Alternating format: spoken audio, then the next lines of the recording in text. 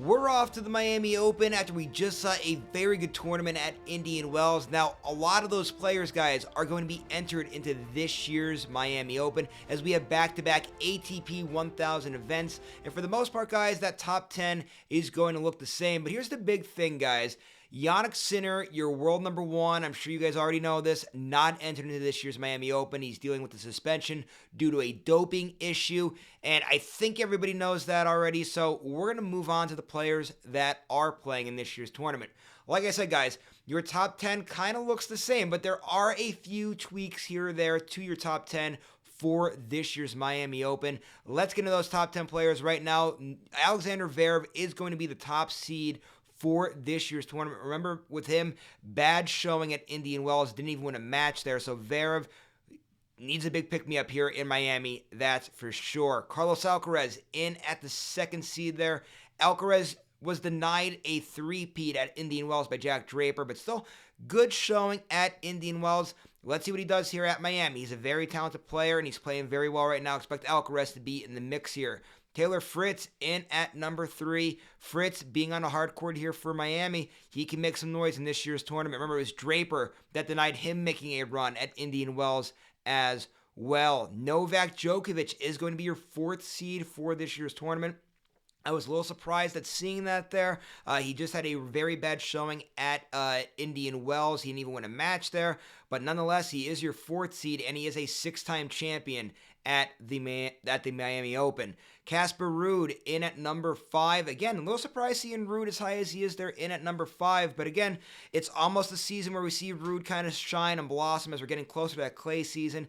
This Miami Open, a very good tune-up before we get to that clay season. So let's see if Ruud has some success here as well.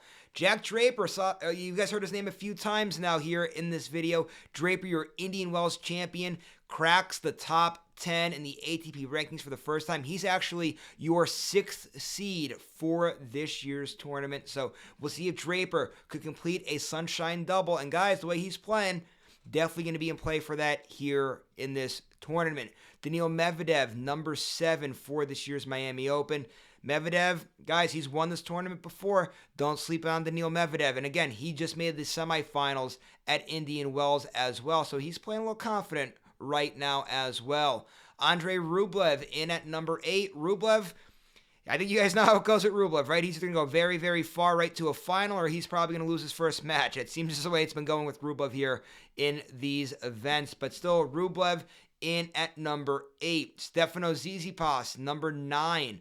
We'll see. Tsitsipas has a little bit of momentum here so far this year. He had a ATP 500 victory just before Indian Wells and won a few matches at Indian Wells. So we'll see if he has some momentum and can make a deep run at this year's Miami Open. And Alex de Minaur rounds out your top 10.